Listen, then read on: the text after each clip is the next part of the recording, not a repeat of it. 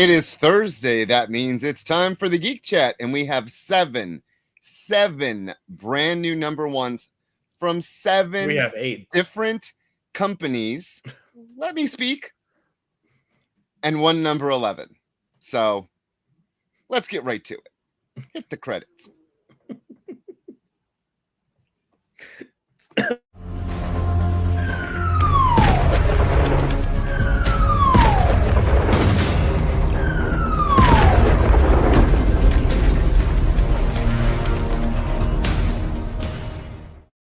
Hey everybody, welcome to the Geek Chat on the Experience. I am Beardy Rich. And I'm Little Black Beardy Des. Hi.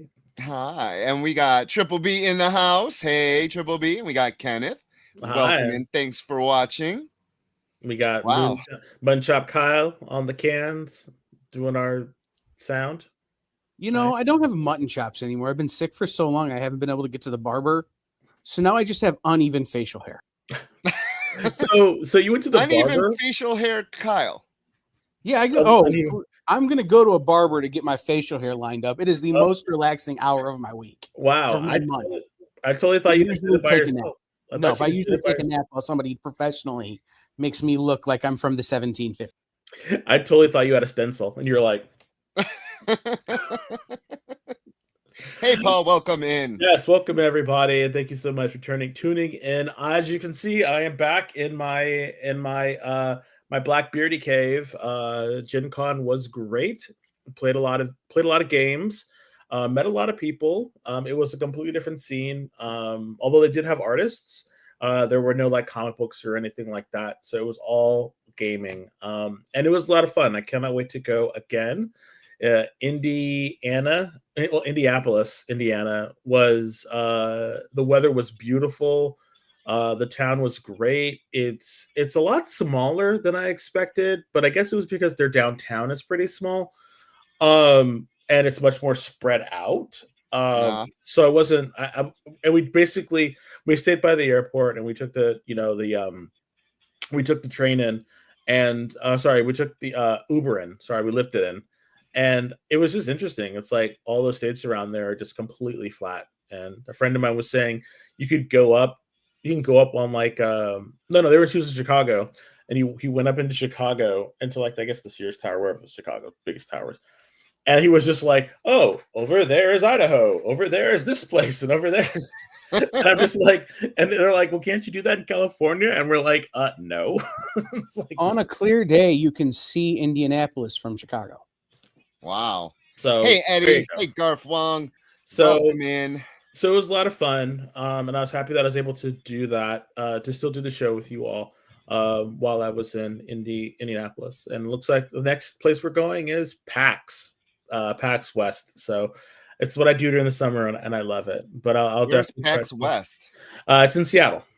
It's in Seattle, so it's where Emerald City Con is, which I've been to a couple times. Fantastic. If you have not been to it and you live in the Pacific Northwest, you should go. It's great. Same thing with the Rose City Con in Portland. Both of them are really fantastic cons. Portland, I haven't been there in a couple years, but it's usually a very like smaller, more intimate con, but a lot of really cool creators go. And then Portland. Emerald City Con is a lot like WonderCon. If you've ever been to WonderCon in Southern California, it's kind of that same sort of area or same sort of size and everything. But both fantastic cons. You really should go. Awesome. Yeah. Hey, Jabroni Chief. Well, welcome in. Before we get into our what is it called? Our giveaway. Wanted to say that I actually picked up something and I thought it was very, very silly. So you might not know this, but Marvel has released the X-Men manga book, and I'm gonna try to. I'm using it to keep up my computer, but here it is. It's the manga. It was basically back in the 90s when Fox Kids was running their X-Men show. They licensed out the characters to Japan because they've had a really good time with Japan, with Spider-Man and all that other stuff. And they made a comic series for the 90s, and they collected it all recently. and I just started reading it, and it is hilarious because seeing how the mutants are depicted by Japanese folks, because it follows the cartoon kind of loosely, but some of the stuff they get into is just, it's very silly and it's very manga, and if you have not read it, you really should pick them up because they are great. It's just it it's it's like looking into an alternate reality because I was there, right? I know Rich was there. I was there. We read those comics in the 90s. We watched the TV show. But when you look at it from a Japanese lens or any other country's lens, it's just so different. It's like similar but different. And it's so crazy. So I just wanted to share that because if you have the chance to read comics from other countries who utilize American IPs, it's very, very interesting. So I will have to check that out. yes, I just wanted to put that out there because it's very interesting. But Rich, we have something to give away, don't we, sir? We do. This is Wolverine Deadpool's number 2, the 1 in 25 from Ivan Coella. Yeah. That I saw that and I thought, okay, this is really cool. Like I love action shots like this. I read the number 1 and I thought it was like, okay, we got Wolverine and Deadpool and their pseudo kids running around being crazy. So yeah, and they're pretty good IPs. So I figured folks would like it. So you know what you have to do? Put in hashtag Geek Chat into the comments, and we can give this to you. And as always, if we don't able to give it to anybody, it goes to Rich. And I like this one. Yeah, I knew you would. I do. I like this one. So our first book up is from a company I don't know if we've reviewed before. I don't think we have. But it's Bad Idea, and the book is Cul-de-sac. And the reason why I wanted to read this is because of Mike Carey. He did Lucifer back in the day for Vertigo, and he also did a really good run on X-Men. And so I was like, Mike Carey's back in comics? Yeah, let's read this. Let's give it a try. And Bad Idea is not the most favorable of companies when it comes to retailers. Kyle, yes. Well, one, this is the first book Bad Idea has released since they undid all of the stuff they did to make retailers angry. Those are no longer their policies. Well, that's good. And just to add to it, we will have representatives from Bad Idea on the FOC show tomorrow. Oh, cool. So there you go. And we can you can tune into that. You can tune in and maybe they'll talk about some of the stuff that has changed at this company. But about this first book that came out, unfortunately, my retailer did not have it. So I was unable to get a copy of it. So I am curious to hear what Rich thought. Also, you might not know this about me, but I'm very, very squeamish when it comes to horror comics. Like I can take blood and stuff like that. But horror comics, I'm kind of a baby when it comes to that. So I wanted to hear what Rich's thoughts are, and if you would recommend this book. Okay, so I'm trying to find the credits, but it's Mike Carey. Yes, it's Mike Carey and Jonathan Weisschak, and then some other people did other things. But anyhow, this book is about vampires. Oh, hey, okay. Kilted Corgi and Canadian Survivalist, welcome in. Be sure to put in hashtag Geek Chat to win our 1 in 25. So this is on newsprint. And anytime you see comic books cost too much, they need to be on newsprint. This book is $6. So the newsprint idea is thrown out the window. I mean, it's also double-sized. I mean, there actually was a lot of pages in this, including some backup pages that preview another book, so you don't actually get like 44 it is pages? but it only goes to there, so all of this is filler for $6. The story is about vampires, and it is about there's a hierarchy, and they explain it in the book where like plants eat sun, and herbivores eat plants, and carnivores eat. So like they show you. So when it comes to vampires, these people are one step up than vampires. Oh, wow. And I don't know if I want to spoil what they do, but how they ingest the energy is a really nice little spin on the whole vampire idea. And the book opens with these hunters, human hunters, that are taking down some vampires, dealing blood, and they're looking for this person or these people. And from there, you get introduced to this people by way of their family. Hey, Mr. Towers. And the mother takes these children into the woods to explain what they are. And they bring bunnies, and each child gets a bunny. Well, the mom actually kills the bunny, showing the children their true nature. And they freak out. The kids just freak out. And they're like, we can't deal with this. So the mom leaves because the little daughter is so distraught and traumatized. Mom leaves. Well, the gang that you meet in the beginning, they meet up with the family, the parents that are still at the house. And they wipe out every single one of them. And the children, the two children, find the family slaughtered. It was... There's not even all of it. Like, there's a lot more I don't want to spoil. I say pick this book up. The art is really interesting. Being on the newsprint paper, it's a really detailed style, but it's also kind of painted in a way, how the artist renders this. There's the use of color. You know how I am when it comes to the spectrum of the colors that they use. Some panels are black and white. I'm kind of showing you one of the panels. And some are color. It is a really well done book. Oh, cool. I cannot say enough about this book. Did everything. Yeah, I talk about check boxes on every episode. And this checked all the boxes. The story was engaging. It flowed. It explained the family in a way that the reader, you're not hunting for questions. It lays it all out. The murder of the parents and the children and their quest to find these people. These are kids just learning that they are vampires, a form of vampire.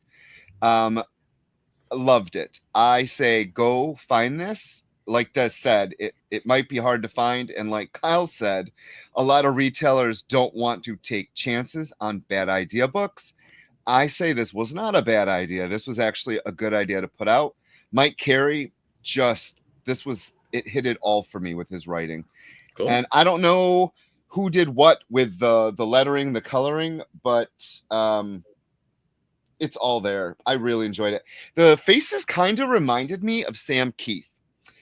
The way he could draw. That's what I'm getting. That's what I was getting from the cover. And the fingers. He knows how to draw humans and then exaggerates the humans. Yeah. Especially when it comes to how the vampires absorb the energy. And that's yes, I loved this book. Cool. I'm so glad I wanted to read it. It's really sad. It's not gore. I mean, there is a hunter in it that kind of cuts people up, but it's just regular TV violence. It's nothing too gory. There you go. But if I may jump in, so Bad Idea, their publisher, owner, all of that is Dinesh Samdashani, who used to run Valiant when Valiant was good. Oh. For that minute in the early 2000s. Yeah. So he is in charge of Bad Idea. This book, Planet Death, Survivors, which we're going to talk about tomorrow on FOC, and the next book after that are all going to feature what they're calling additional ash cans in the back. Yeah, which is what your filler was. Okay. They're basically printing an ash can for the next book in the back of these. So if you like this, that next book should be something you will also like a recommendation based on your like of this book. I get it, and that's a great idea, but don't make us pay for that if that's what your idea is. Understood. Well, and remember, the first round of Bad Idea books were all $10, so I'm just glad to save the $4. Wow. Yeah. I still think a little overpriced for some ads. But don't let that stop you. The book was amazing. Yeah, if you have the extra income, or your kids can go without dinner for one night, pick this book up. So good. So good. Now the next book is a complete opposite from What? reading. So I read all these in the order we were reviewing them.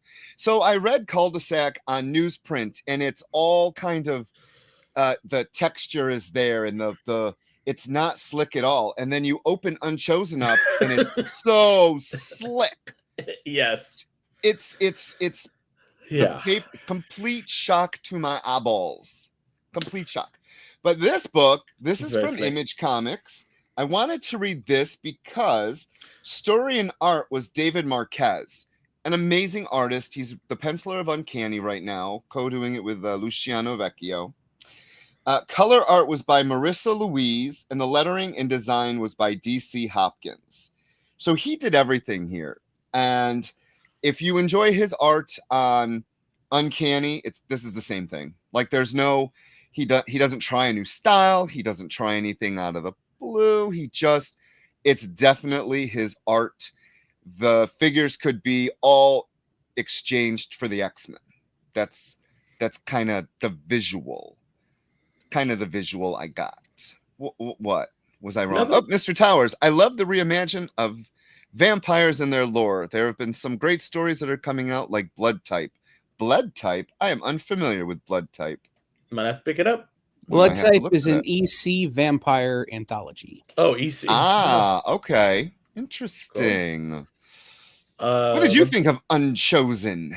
Well, instead of Unchosen, yes, they could have called it the Un-X-Men. This is very much your chosen one kind of story. You have this girl in the center who is your atypical, chosen one who has great power. And they didn't really go into a lot of backstory about the book. And I think they did that on purpose, because they could kind of lure you in with what's going on. The white-haired woman is a guardian, and there's a group of kids, and of course you have this one asshole kid, and she's like the I'm gonna stand up for everybody, and everyone's gonna so she's definitely like that empowerment for everybody kind of person, and which is great, but it read like a typical sort of coming of age magic sort of story, or kids with powers kind of situation. So I don't think that there was anything like new or groundbreaking about it, and that's fine. I thought the artwork was fantastic. I felt like it was it's a pretty safe, and I say safe because it's not breaking any new ground. You have the Charles Xavier, you have like the other youngins who seem like to be the Hellions who are coming in, and then of course the Guardian, the Guardian female who's protecting them all, puts them in check, and so it was just like a lot of the stuff that you would expect from other stuff. So you have a guest. Yes, she knows I'm talking, and so she comes up and does this. I bite her tail. I gotta agree with you. I love what Kyle said. Unchosen, the legally different from that other company's mutants. Unfortunately, oh my god, this read so boring. Whereas I read Cul-de-sac, and it was just rich with lore and giving the readers a real peek inside this world that they've created. I feel like he really held everything close. Mm-hmm. Not offering the reader anything but, oh, this girl's powerful. Look, she blew something up. Check your phone. Someone text. They didn't say that in the book. They didn't say that in the book, though. No. I read it, and I was like, I really don't care if I read the number 2. Whereas Cul-de-sac left me going, I want this now. Yeah, I really like. I just didn't. I agreed. I felt it was kind of hollow. Like, it was pretty to look at. Don't get me wrong. Oh, her name is Sophie. She's Sophie. Angie is her sister, and she doesn't really. She's very camera shy. This one is not, as you can see. This is Sophie. Yeah, she loves it. But yes, Oh. I would have to agree with you. I mean, again, a lot of these books are probably going to be on. I mean, they'll be collected. That's what Image does. So I most likely will. I'll probably pick it up as a half price. I told you this. What I do sometimes, I'll look at books, and then if it has an okay sort of like premise or something that I'm kind of interested in, I might pick it up. But it would have to be at like a half offer kind of thing. Like for whatever reason, this just didn't do it for me. So and it almost feels like it almost all in favor of Sophie coming. No, she's very flighty and she likes to talk, don't you, little girl? It just seems like this is something that he might have talked with Gail Simone about, and these are sort of like characters that he kind of proposed to her, and she was like, "No, I kind of want to do these other characters," and he's like, "Okay," and then he pitched it to Image, and then he's off to the races, So, well, the races were very slow this day because Unchosen would not be chosen by me. No, it was just okay. It was just okay. It was okay. This was okay. Now the next book, a new #1 from DC. There we go. Cheetah in Cheshire rob the Justice League. Okay, I was like, Greg Rucka, check. Nicola Scott, check. I think I'll read this. I'm glad you told me to. So the rest of it is, Greg Rucka was the writer, Nicola Scott was the artist, Annette Kwok did the coloring, and Troy Petery did the lettering, and then that was done by Nicola Scott. So you're happy that I made you read this? Yes. I was going to take a pass at it, or again pick it up as a trade. I wasn't sure what was going on. This is one of those things where Gail Simone did it with Secret Six, in which you have these kind of like C and D level characters, and then they come out and do something like they get a good writer, they get a good artist, and they come out and they just kind of knock it out the park. And I wasn't sure if this was going to be one of those books, and that's why I kind of like took it. Like I was kind of like, And then when you told me you should read it, and I thought, okay, it is Nicola Scott, and it is Greg Rucka. You gonna go? Okay, bye. That's why she can't be a host. That's why I was like, okay, I'll definitely take a chance on it, and especially when you told me to read it, and I'm glad that I did. This book, Greg Rucka has a way of writing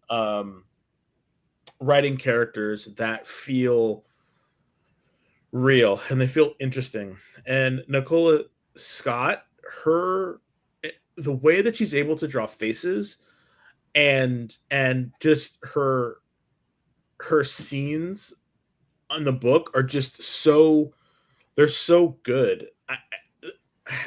I'm at a loss for words because I think this is one of the first people that was able to draw and write Cheetah in a way that made me like empathize with her. Yes. And why. And I really believe, given what was said at the beginning, Cheetah has this hunger that she has. And I think she is, so the thing is that they're going to rob, basically the thing is, we're going to spoil it. Basically what it is if you ever watch this, and this was kind of weird, if you watch the Secret Invasion Marvel series, they had that thing where Shield, Nick Fury, scraped all the blood, and he had like all of the blood together and stuff like that. Imagine that, but in DC where they have all of the heroes' powers stored in a black box kind of situation. And they're going to go steal that. And I think, given what we know about Cheetah that is presented in the book, she has some specific reason why she's stealing this stuff. And I like that. I like that reasoning. She's doing this, and I don't know if she's going to be using Cheshire for this, or if they're really good friends, or someone's going to back. See, it's like it built up a tension because now Cheshire has something going on with her poison touch or her poison scratch, and so they're two characters who have something going on, and they're going to have to go do this unthinkable thing in order to try to kind of fix themselves. So they're coming off kind of like anti-heroes in this. But then the last page, I honestly thought it was just going to be the two of them, but they said, no, now we have to get a crew. So and they gave no indication of who those people could be. Well, they just said it wasn't going to be the Joker. Yeah, no, they said no Jokers, no egomaniacs, and no someone else. So that's like Joker, Lex, and all these other people. So that was really kind of cool. So that right there, like, hooked me in. I'm like, okay, who are you going to bring to this? Like who are you going to like? It was very much like an Ocean's 11 kind of situation, and I'm here for it. Like, I'm so happy you told me to read this book. It looks, because you look at it and you say, like, why would I want to read about Cheetah and Cheshire?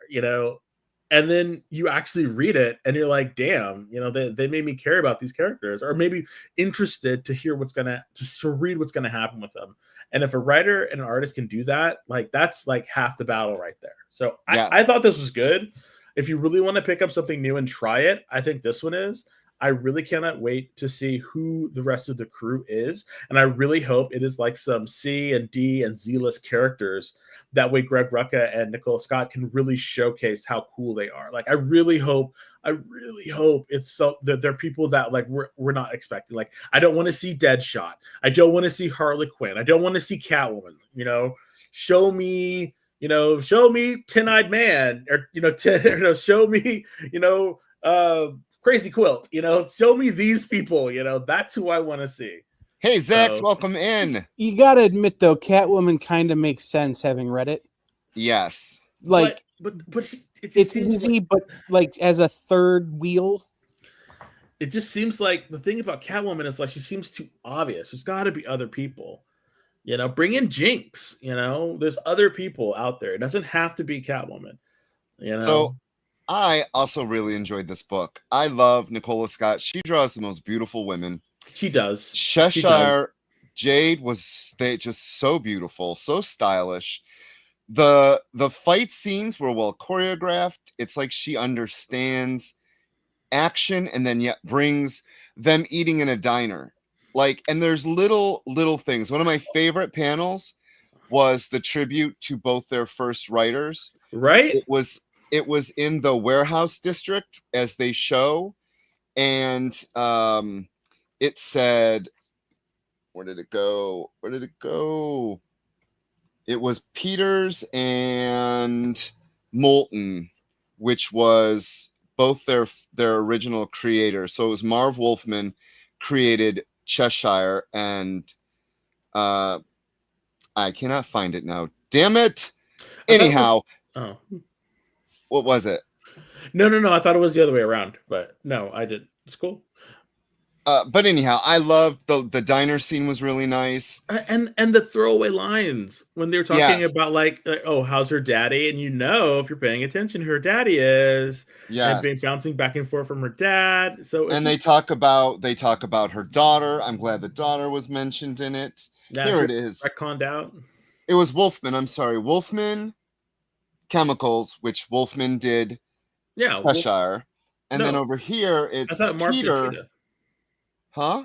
I thought it was the Cheetah other way was around. William Martin Molston back when. Cheetah was in the 80s with Marv Wolfman, and then Cheshire was originally in, what was it, Spectacular Comics, where Wonder Woman came from. You have that backwards. Cheshire is... Ooh. I got it on my Google. Nerd off! Well, maybe I'm just thinking Marv Wolfman brought back Cheetah in the Bronze Age. Nerd off. That might be I have no idea. Again, I don't know. It doesn't matter. It doesn't matter. Go read this book. My Marvel back in those days. Go read this book. It was really good. It's beautiful to look at. It is. The story is engaging. It clicked all the boxes. I love it. Also, look at how Nicola Scott, when you're reading it, look at how Nicola Scott draws eyes.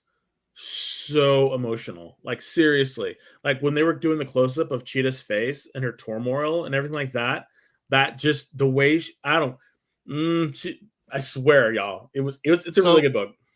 Cheshire was created by Marv Wolfman in 1983, Oh. And Cheshire, no, Cheetah. Cheetah. Cheetah was created by William Moulton Marston and then reused again. The newer version was there were 3 of them. Jerry Conway, but this one, Minerva, I guess, was George Perez. No, this is Barbara. This is Barbara. This is Barbara. Yeah. But yes. But anyhow, we got to go to break. We got to go to break. So stay tuned for after these commercials. We're going to talk about video games. According to a statistic that I just made up, people spend 4 hours a day changing the television channel. People who watch The Experience don't do that. Save yourself a ton of time by tuning into The Experience and enjoying our new original programming 7 days a week. And then tell your friends. Think about the money they could save on batteries in the remote alone just by tuning into The Experience. Find out more by scanning the QR code below. True. Oh, hello. I guess we're back. We only got... Sorry, guys. I have a technical issue. If you could just... I'll throw you into the second segment. We'll take a longer break next time. That's fine. Okay.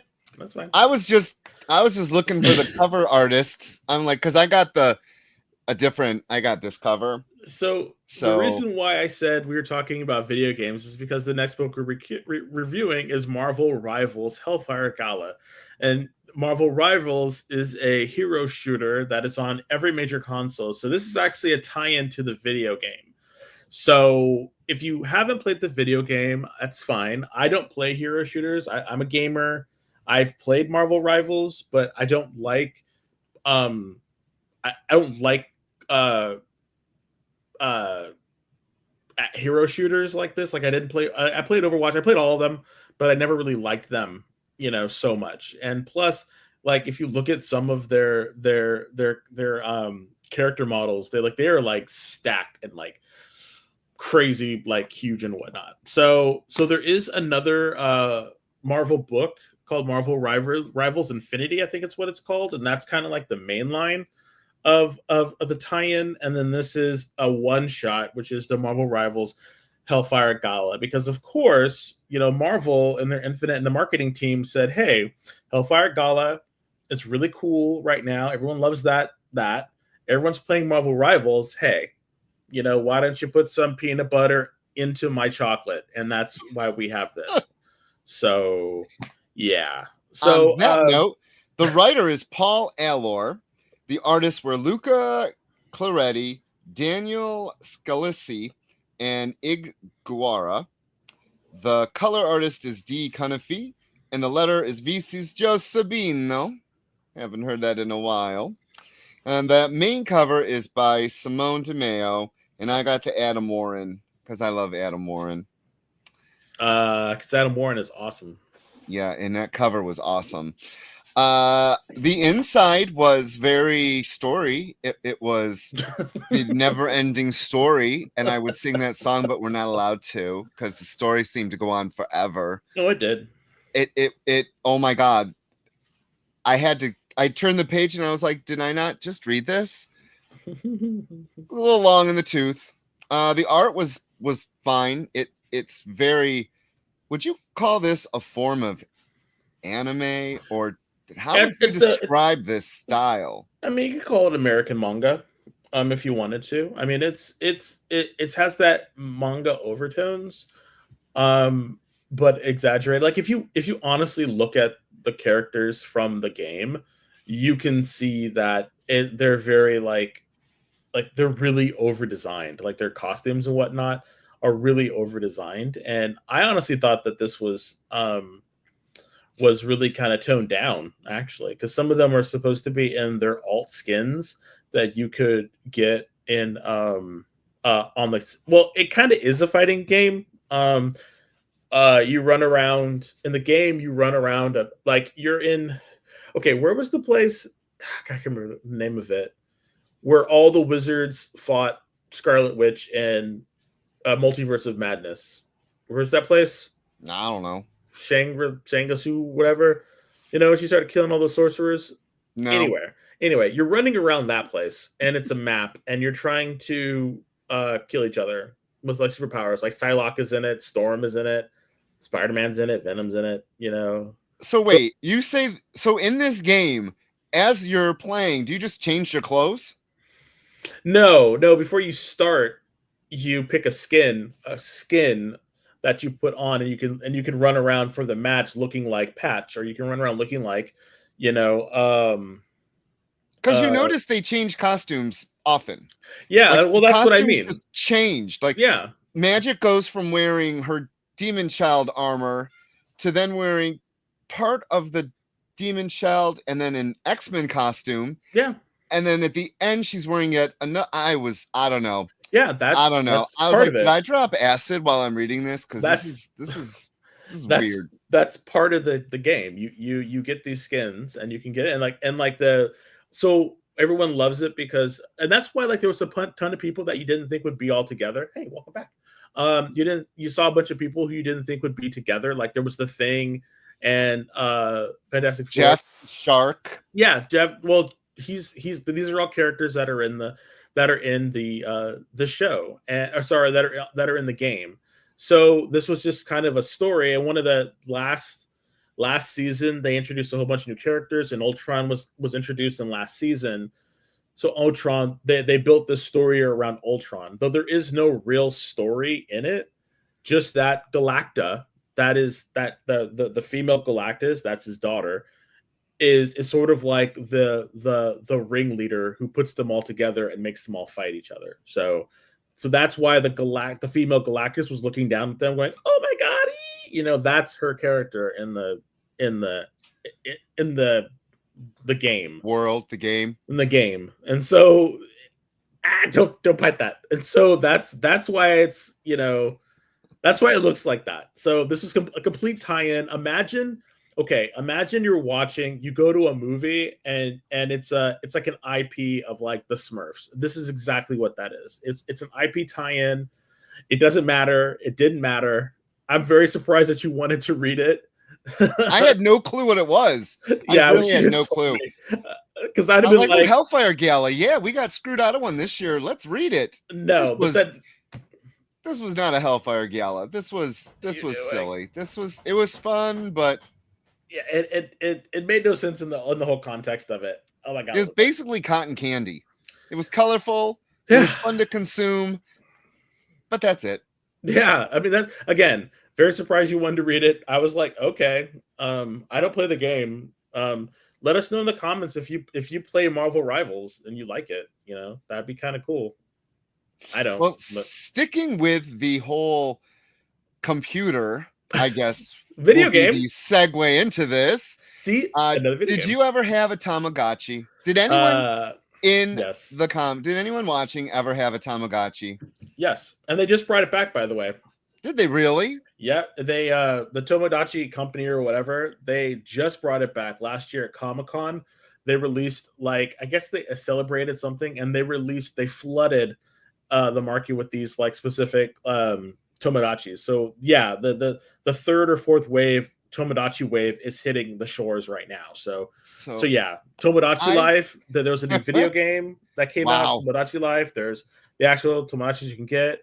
And so it is a real thing, and it is coming back. So I am not surprised that they did Tama, because I was very surprised that you wanted to read this too. So I worked at Record Town in upstate New York, and the store had our own. So it was everyone's job at your job to keep this stupid thing alive. Well, when they gave it to me on my night, I was like, screw this. I went out. I killed it.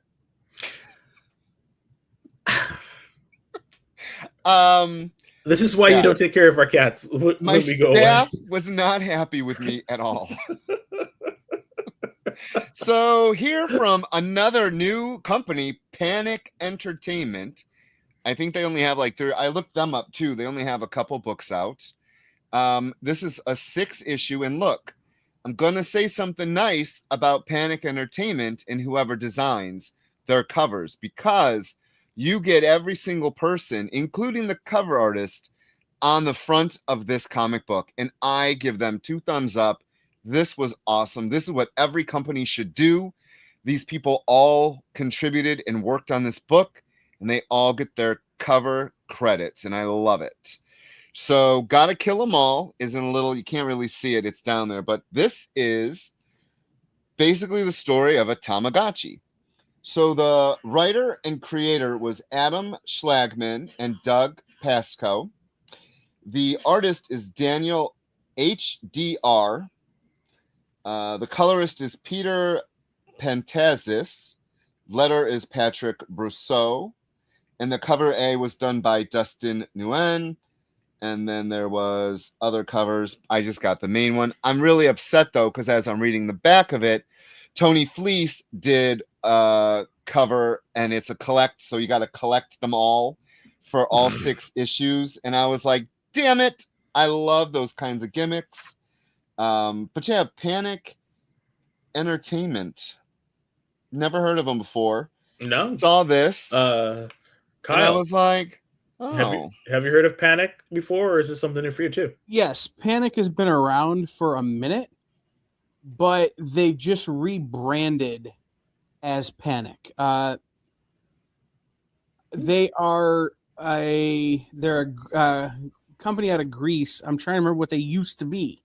No, that's fine. I just was very surprised, well, not surprised, just very happy and happily surprised that we are able to get these comics and then actually review them, because as someone who plays video games and has played Pokemon, because this is a mixture of Pokemon and other like creature collecting, creature life sim kind of video games put in a comic book form. And the hook, which I thought was really kind of cool, the whole gotta kill, because in the original the Pokemon is gotta catch them all, and in this one is you gotta kill them all. And the basic plot is this video game company in San Francisco, always San Francisco's gotta mess it up for everybody.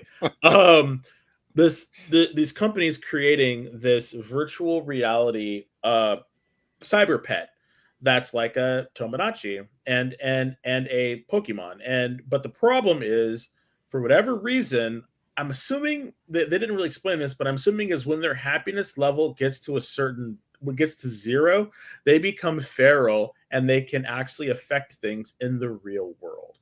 So, and the only way that you can see them is through the virtual goggles. And so, at the beginning, you see the whole like development team and the product testers, the game testers, everyone gets massacred. I was not prepared for that. I was like, what the hell? And so one guy like gets away. And so he gets away. And then this kid's mom, who is a DEA person, confiscated all of the tech from the company, but stored it in her garage, which I thought was kind of weird. So we're like, okay, suspension of disbelief.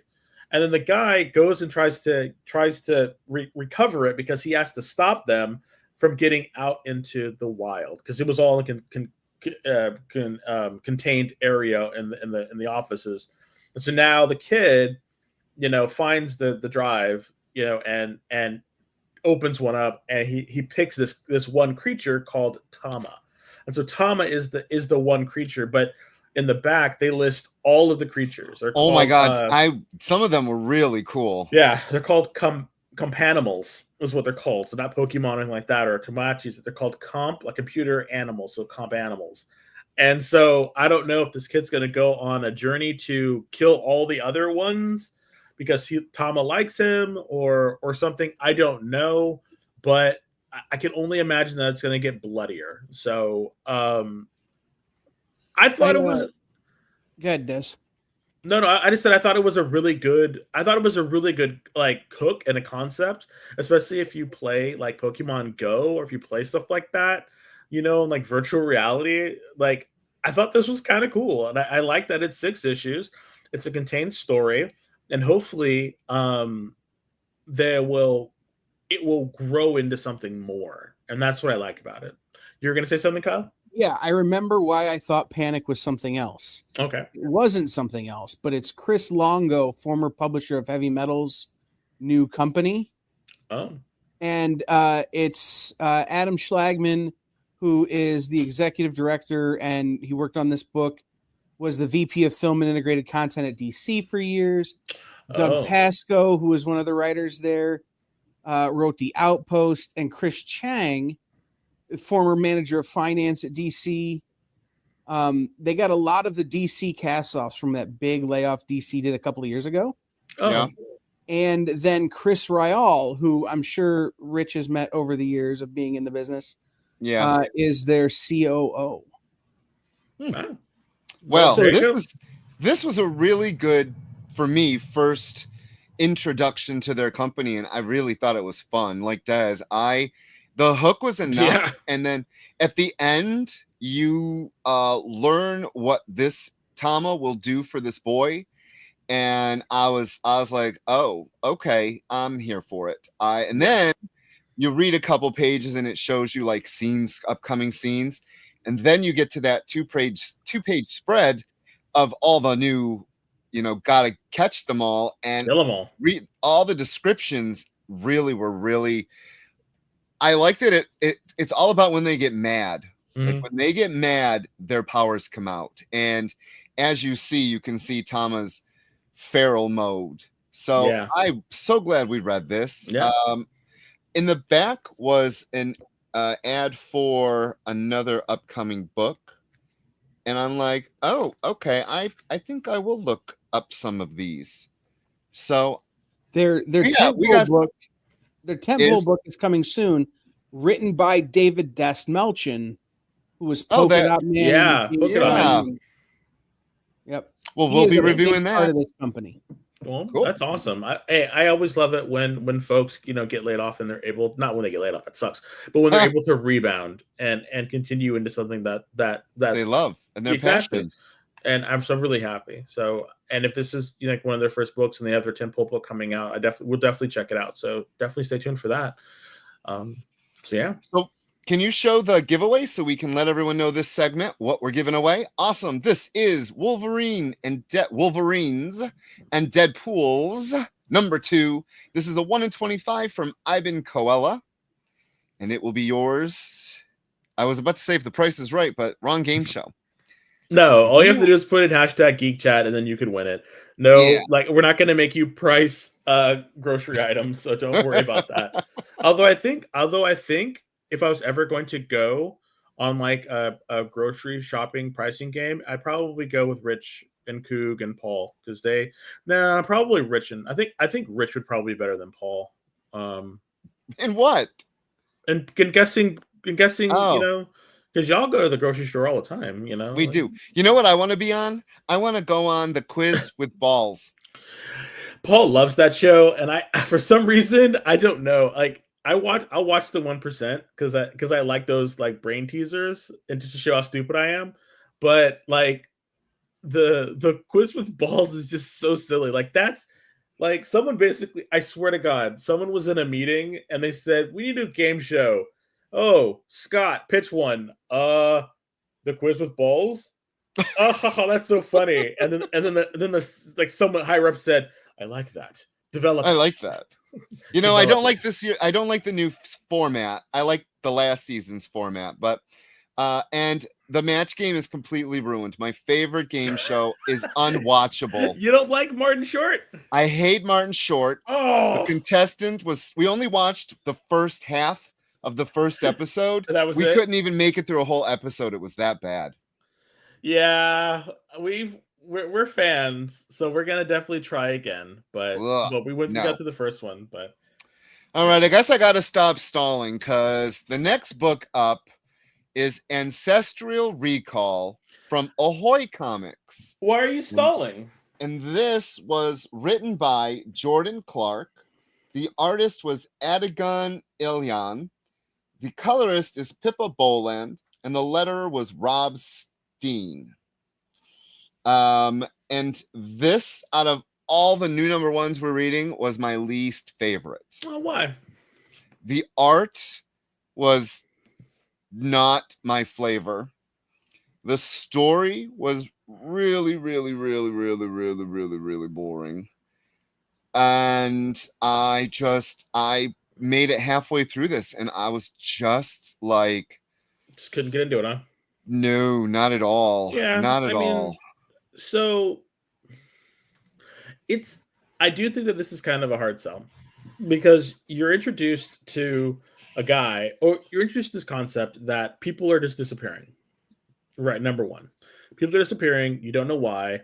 The woman in the upper left on our side or upper right, with the camera, she is like his helper, and the woman in the bottom is gone. His wife goes missing, and the other woman is saying, people have been missing, something's going on, something is happening. And the guy is older, he's a painter, and he's having these weird hallucinations. And if in a blink your eyes and you'll miss it, they say a time traveling conglomerate in the year 2063 or something. Unfortunately, this person gets unhooked, and because he is unhooked from this certain thing, whatever, he now has the ability to recall things that his ancestors have done. And that's the crux. So there's some kind of time travel shenanigans going on. They're trying to do a pseudo mystery because his wife is gone, but the guy is not very, like, he's kind of an old grumpy black guy who like lives in Oakland. Again, the Bay Area is being represented hard this week. And yeah, that's kind of the crux of it. So we're finding out what's going on along with them.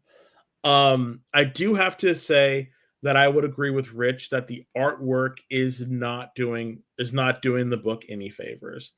And that's a shame, because I do think that the story could have legs if it just was portrayed a little bit more dynamically. I could definitely tell that it's a very loose style, but it's a style that because the proportions were off. There were no shadows where there should have been shadows. Some of the like, there are just certain like fundamentally things that were just kind of off with the artwork that didn't make it kind of like good to look at. Not that all artwork is bad. It's not like the artist is like all the work was bad. It was just that there were certain things that just was not kind of like, I don't know about all this. But maybe the artist is really early in their career. Maybe that could be it. So this might be their first book. Who knows? But kudos for the artist and the writer for getting it out there, and the whole for running with it. But I just don't think that this book is ready for prime time yet. That's the only thing. So I have one little minor thing that drives me nuts when I read stuff, and it is the squiggles in a word bubble as a swear word. Yeah. Okay. Where'd it go? They do that a lot. It's right where my finger is. Where's my finger? There it is. So it's this little bubble. Yet it says right on the cover, mature. So if it's going to be mature, why are you not swearing? Yeah. Disconnect. That's minor for me. Minor, I know. But it just... And he swears a lot in it, so all you do is get these little word bubbles with the squiggles, and it didn't help the experience that I had with this book at all. Also, and I don't know, this is just a minor nitpick. Like, I'm really minor nitpick, and that's only because I live in the area that is referenced in this book. It was established that he lives in Oakland. Okay, it's established. Yet he was going to places in San Francisco. Like the Legion of Honor was depicted when they're searching for the wife, and I'm like, no, that's not in Oakland. That's in San Francisco. So there are these little like locations that I knew were not in Oakland, And I'm thinking, oh, like, and he's like, oh, I searched all the city. And I'm like, what city is that? Is that Oakland or is it San Francisco? So again, that's just me. Like But- if you're gonna place it somewhere, like seriously, if you're gonna place it somewhere and you're gonna want landmarks to kind of like really kind of ground your reader to where they're at, don't put it from someplace else. Like I don't. No, it's not. Kyle, stop that. It's not that the comic is too local. It's just okay. So Rich and I are working on a comic book, right? We're working on a comic book a while ago, and we had some pages done, and Rich was very specific about a specific location, and it had a Muni train, and we're like, okay, so so we got all the reference and everything like that, and we sent it to the guy. Really worked really well. It's perfect. Like that's what we wanted, and it's an establishing shot. It takes place in San Francisco. We use a location that San Franciscans would know. Like, okay, cool, and that grounds the people to where they're at. You know? I would not say, I would not say we're in New York and then show a Muni train. Like it doesn't make sense. It was right by Dolores Park. Yes, with the entrance to Dolores Park and the Muni train. Do you remember when the X-Men moved to San Francisco? Yes. Okay, and there was one issue. And they were sightseeing, and they put Coit Tower with like one of the bridges, and these two never ever lined up in anywhere. Do. They also did Lombard Street, and it like came out, and the end was at like the pier. It was the weirdest. Yeah. So, and again, and that's probably just a nitpick, but it's like, something like that just takes me right out of it. So the whole point of reference is Full House. The painted ladies? No. Yes. No. Get out of here with that. So real quick, guys, I just want to throw this out there with Ahoy. With Ahoy Comics specifically, it seems like you go about 1 for 3 with them. For every 3 Ahoy books you pick up, you'll get one that's pretty good. Yeah. And then you'll read somewhere guys' heads are poop emojis, or they're fish people, or it's an island of dogs that kill billionaires that just don't make any sense. So this publisher is one of those that's a little out there, and I need to find out what kind of drugs they're on. Yeah, well, I did read. Okay, so I read what was it? The Other Earth. I read that for a while because that was kind of fun. I like the guy from, it was like Batman. It was a character from like Batman's universe, but set into like a Watchmen and back and forth, and how they had to deal with being in a different reality that was like pretty crime. About that book. That was really good. I read that for a while, and then I read Captain Tabby, which was with all the cats. Of course, it's cats. I read it, but. So like those 2 books were kind of interesting, but yeah, I think you're right, Kyle. Like sometimes they're just kind of at a like left field, and you're just kind of like, am I going to be along for this ride, or am I going to put it down? It's up to you. I was not along for this ride. No. And on that note, you should stay along for this ride as Kyle takes you to all of their beautiful, magical commercials. Like that segue. Stay tuned for another one. We'll be right back. FOC. A comic industry term for the final day a new comic can be ordered by a local comic shop. So, what does that mean to you?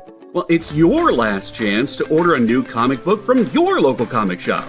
Order up! The FOC show will go over every book that's about to be cut off every Friday afternoon. I'm going to highlight some of the stuff that I think is really worth paying attention to, so that you can put in an order at your LCS for as many copies or as many variant covers as you want. Sometimes the store needs to know to up their orders. Never miss out on a popular comic again. Order up, part of the experience. Hey, did you know that you're invited to an art gala? No, I mean the fun kind. It's Sketch Up with Mog and Mel. Welcome back, everyone. Thanks again for joining us. Featured guests talk about their new projects. So it takes place in this fantasy world where the world has kind of lost its stories. And life as an artist. The hope was that you could make some amount of money when you exited art school. While the ever-changing artist panel draws new works live in front of your eyes. Oh, I like that. Working on this and shadow. Sexy. Sex, dude. You still got a little bit of time. Ooh, Phil, that's dope, dude. Sketch Up with Mog and Mel. Thursday nights. Part of the experience.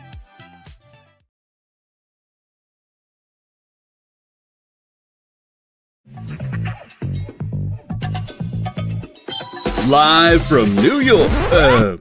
What? Oh, sorry. Live from Cleveland? It's Friday night?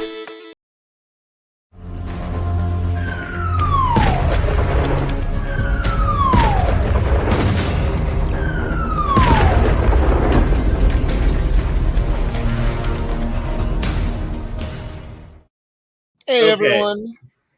Welcome back. You are watching the Geek Chat on the Experience. I am Beardy Rich. And I'm Little Blackbeardy Des. And Kyle, I demand a new commercial that says, it says something like, Thursday Night Live with the Geeks. We have Rich and Desmond and sometimes Sophie. Well, we still have the let's be honest commercial. Yeah, that I run a lot because I think it's one of the funnier commercials we have. Yeah, if you saw that, I was like, oh my god. Making new commercials is something that I'm working on, but limited time. No, I totally get it. But I just every time I see that baby, I'm like, oh. I really do want to get a commercial where it's like Sophie and we'll get Coog. Maybe the alternative Beardies or legally not the Beardies, something. We'll figure it out. Yeah. But yeah, I wanted to say, as always, thank you for watching us. And like every show, we're going to be giving away a fantastical, magical variant cover. Who's this variant cover by for this week, Rich? This 1 in 25 is by Ivan Coella. Yes, and it is Wolverines and the Deadpools. So put hashtag in the hashtag Geek Chat in the description. Sorry, in the comment below. And we'll give it to you. As always, if we don't get enough people and unable to give it away, it goes to Rich. So we can't have that. His little grubby gremlin fingers on it. No. And now is the time in which we ask Kyle, what else can these lovely people see from the Experience from the weekly? I know this week Mog and Mel is back right after us. Is that correct? Mog and Mel are back right after you. I don't know what's happening on the show, which is scary for me because I've met Mog and I know how ADHD she is. But they're up next tomorrow at 1:00. Matthias and I will be doing Order Up the FOC show. We will be joined by Robert Vendetti. Oh, cool. Who's worked on a bunch of Marvel and DC titles, but is working with Bad Idea right now to talk about his new book, Survive. Then Nick is selling All-Star Batman #3, the entire book, page by page, by John Romita Jr. and Danny Mickey. Oh, wow. Every single page will be sold on the show, page by page. Then Nancy went to convention last weekend, and she brought back some vintage stuff. So it'll be a vintage-heavy show with Nancy tomorrow night, 9 to 11 Eastern time. Awesome. Cool. I love watching her show. I watch a lot of the shows. Sometimes I just lurk. I don't know. What's that called? Lurking? Whatever it's called. Yeah. Lurking.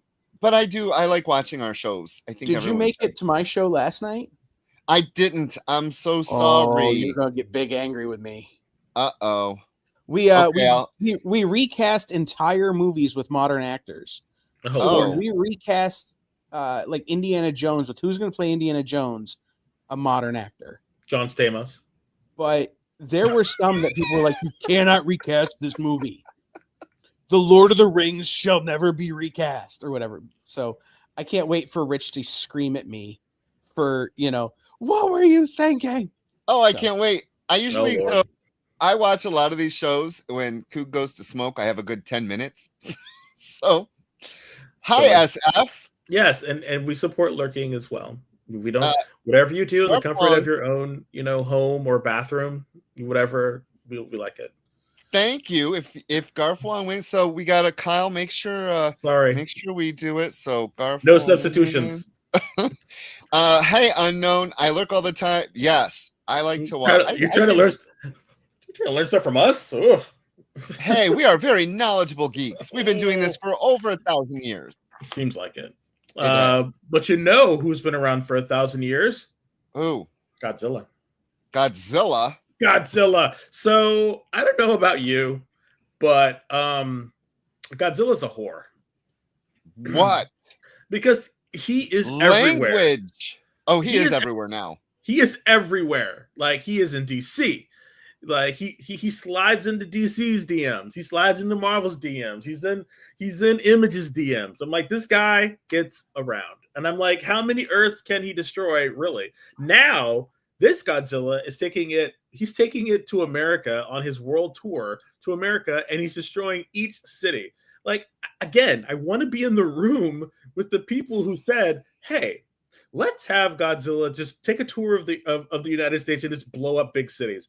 Okay, we'll go to Boston. What's next? Oh, we'll go to Pennsylvania. So we'll go to What is next? Houston. What you're gonna next is? Oh, I said Fresno. I was like, ain't nothing to blow up in Fresno. Next is Kansas City. Kansas City. Okay. I don't know what. So we read, and then they said, "Hey, let's make it an anthology." Well, number one, I did not know this was an anthology when I read it. I literally thought it was just going to be Godzilla blowing up Boston and Boston trying to fight back. They're like, "Hey, get out of here!" Or whatever. I can't do a Boston accent, dub it, or I don't know. I can't do a Boston accent, so I don't know. Like, I'm doing everything but Boston. But okay, anyway, we can stop. we'll have Bill Burr fight Godzilla. There you go. Yeah, it was a collection of stories. Godzilla fights in like during the Boston Tea Party time, like in like the 1700s. There was one that took place on a bus on like a metro line, and Mothra was in it. Like the stories for this were so all over the place that I didn't know really what I was reading. Like, it literally was like, come visit Boston. And watch it get. Please tell me Godzilla fights Mocky Mock. No, Mocky Mock. No. I swear to God, though, it was like this was like a love letter to Boston. Like, if you're a Bostonian, because he destroys like all of your crap in Boston. Like, it is like, it was just the weirdest thing. Like, I really liked the Mothra story. Well, yeah. It was cute. So my favorite story was the last story, and only because of the Godzuki. Well, yeah, I have to admit, like, I love Godzuki. That's Godzilla's son. Because depending on who you ask, Godzilla is either male or female or both. Who knows? I love it. And Godzilla had a son named Godzuki. And that's in the Showa era. So it's like the first era of the Godzilla films. Was it the second one? I think it was the second one. Is when they brought in Godzuki, which was his son, and they tried to soften his edge a little bit. And so when they kind of like rebranded him as an anti-hero, they kind of gave him a son, Godzuki, in order to have like plush toys and stuff like that. So yeah, seeing Godzuki was really kind of cool. I do think that, Mothra and Godzilla are an item. I have I think they're very, very cute together, and I would hate to see Godzilla Mothra babies. I think they would be really weird, but as you do, it's great. But yeah, this book was crazy. I also liked it because it was Hayden Sherman, the artist of Absolute Wonder Woman, and it was really interesting seeing not Wonder Woman figures. Well, yeah, it's always fun to see an artist that you like do something that is completely different than what they're known for. Yeah. It's very much like seeing someone out of place. It's like when you see your doctor at like a ball game and you're like, what the hell, or something. It's one of those things, So I really liked the Mothra story, and I liked the last story. The first story, the art was the melting faces was hard to read. That's a stylistic choice for the time frame that they were in, because it was like the early, like the mid 1800s or late the early 1900s, right back when they were fighting for the independence. So I think that was a choice. Sorry. And I also did not care for the second story. I didn't like that every panel was numbered and you had to read what the panel was at the bottom. It made for a very unpleasurable reading experience. I don't know whose decision that was. It was probably the creators, the writer, but I did not care for that I don't at all. Yeah, I don't like when you have to number your Panels. Thank you, your panels, because there's something called, like, when your page layouts and spreads and how you're supposed to do the Z and keep it so what the reader, so it's not confusing for the reader. So yeah, when they put numbers, it's like, why? So I liked half this book. Half the stories were good. The other half was kind of just nah. Yes, unknown. Their babies would be demon angels with like little cocoons and stingers, breathing atomic fire.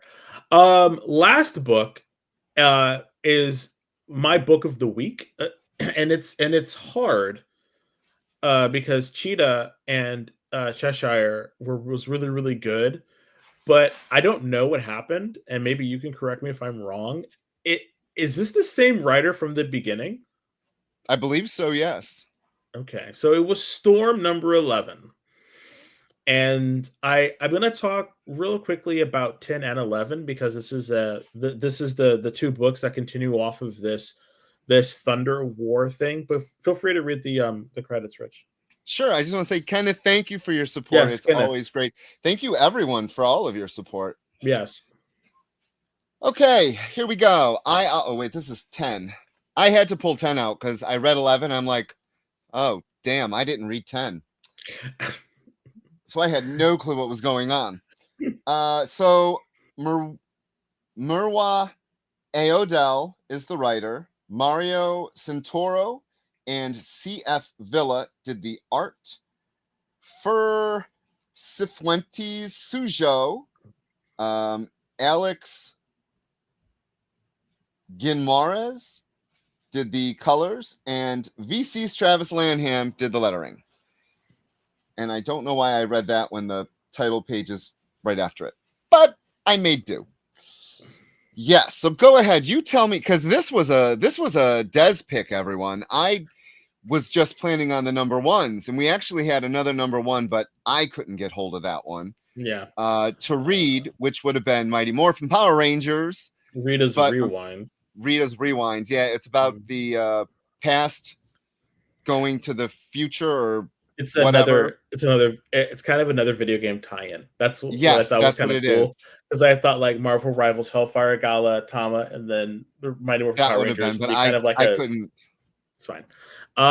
So the reason why I picked up this Storm is because we reviewed Storm number 1, and I was like very, very like, this is not it. I'm not feeling this. It feels like a retread about what they're talking about. And so I largely gave up on Storm. I really did. And then it was Comics Explained. Rob from Comics Explained did a piece on Storm and what's happening with the cosmic gods and whatnot. And I really liked what he was talking about. And I said, oh, okay, cool. Because he does like a recap. He doesn't really give a review so much as it's a recap. And so I said, okay, cool. Let me check this out. And I went through and I read number 10 and I read 11 and I was like, oh shit. Oh damn. They're really like, so okay. So Storm has been going through a metamorphosis, and the writer has really been exploring her godhood and what it means to be an Omega level mutant, but what is after being an Omega level mutant. And I really feel that the writer has really found his voice with Storm, and he has found Storm's voice. And I really like how powerful her voice is, how confident she is, but still vulnerable. I love that he moved Maggot up into an Omega level mutant. I love that Manifold is there, who honestly is kind of an Omega level mutant, but they joke about it. I love how he writes the three of their banter together, and the behind all of this. And I guess Storm became part of Eternity, and that's what gave her powers even more of a boost. And what's happening basically, and I thought this was really, really good, and this is why I think that the writer is breaking new ground, is you have a pantheon of gods, right? and you have like the Zeus, and you have, you know, the one that's above all the pantheons. But there are in those gods or those pantheons, they have a god that is a specific thing. Like Thor was the god of thunder, Zeus, you know, god of lightning and all this stuff, and so on and so forth. Storm is now a almost goddess because of her powers, a goddess of storms, goddess of thunder. So all of these other thunder gods from different pantheons have their own pantheon. And all of those gods are like, you know, we have to do something with this usurper who is Storm. And I thought that was a really cool idea, that there are these sort of like mini subcommittees of pantheons, and Storm is like really messing with their seat of power. And Beta Ray Bill is in it because Thor is MIA. He's like a normal person. So that's going into what happening in Thor. So there's like a lot of and then like she's fighting against a CIA or a clandestine, they're always clandestine, military force who's trying to catch her because of what she did with the manhunt with Charles Xavier. So there's like a lot of stuff going on in this book, and it's exciting. Like I'm really and then there's like another evil god, thunder god, who's coming to whoop everyone's ass. And I'm just like, and she's getting powerful.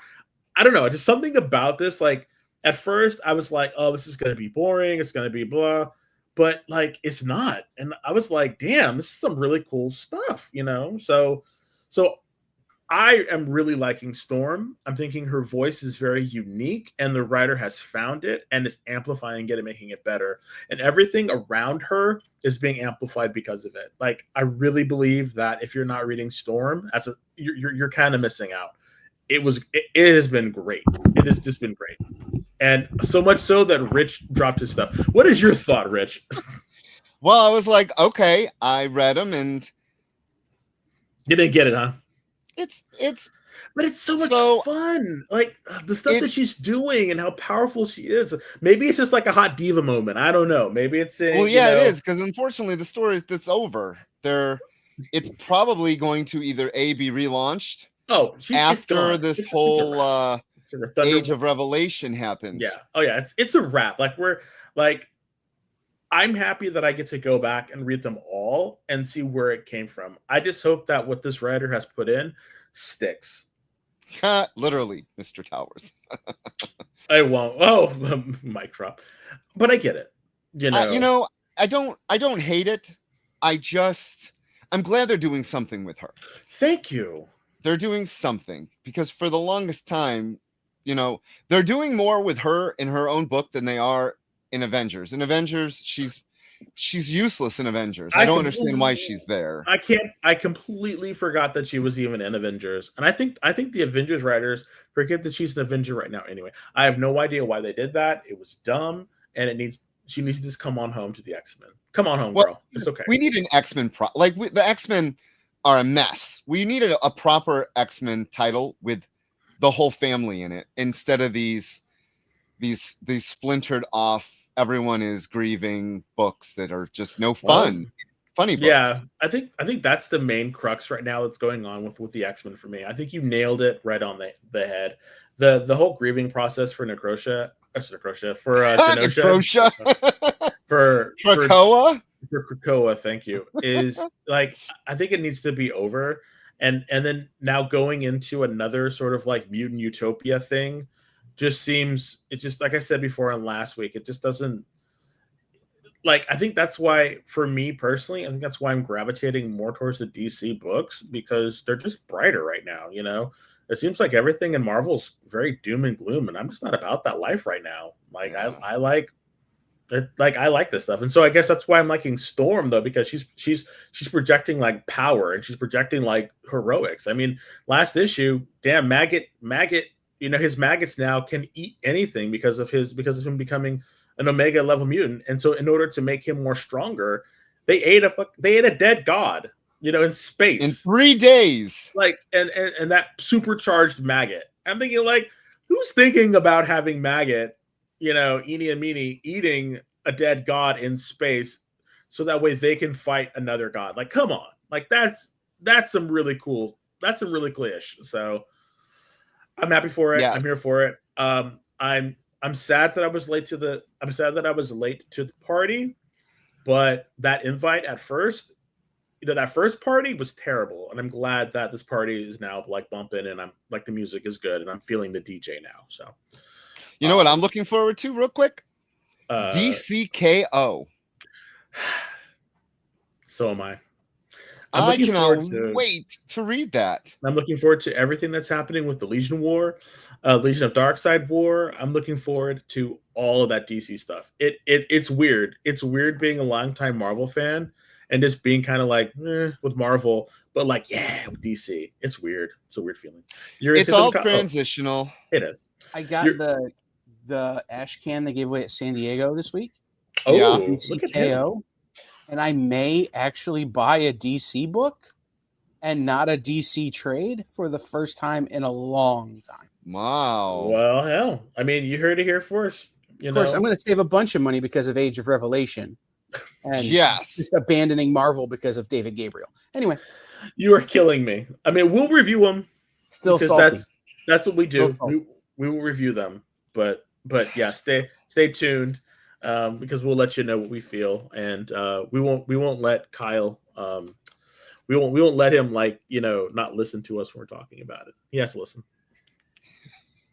So, and on that note, as Rich said, this is your last chance to win this 1 in 25 Wolverines and Deadpool's number 2 pools. And who's the artist? Who's the variant artist? Ivan Coella. Ivan Coella. Ivan Coella. And you could add this. And don't be like, I mean, you can be, but Garth Wong giving your stuff to Rich, because we want to give it to you, Garth Wong. But if you would like to, we have your address in it, Kenneth. So cool. Midwestern versions of these characters, we put an S on everything. But yeah, all right, Kyle, you ready? You want to throw up that beautiful bean footage? Let's go. Who will it be this time? Phil Ailing, if you're in it, please fill out the thing. Canadian survivalist. Yay. Congratulations, Canadian survivalist. Thank you, Canadian survivalist. Kyle is going to put into the chat a little link for you to fill out. Please click on that link, fill it out, that way we can get you your winnings. Phil Ailing, if you are in the chat, please fill out that as well, because I do not have your address. So please fill that out. I want to get that out to you as well. That way we can keep this going. But as always, we love you all. Thank you for joining us this Thursday evening. We'll be here again next week. I was very happy. We had a lot of really good books this week. Very good, exciting books. Some stinkers, but overall, really good. Really good week for books. Yes. And we didn't even read the Marvel or DCs. I love it. I love that we found some new companies. A bunch. And always, thank you so much, Kyle, for your well of knowledge about who these people are, because I don't know anything about publishers. So thank you so much, Freddie. But you know what to do. Like, share, and subscribe. That's Paul.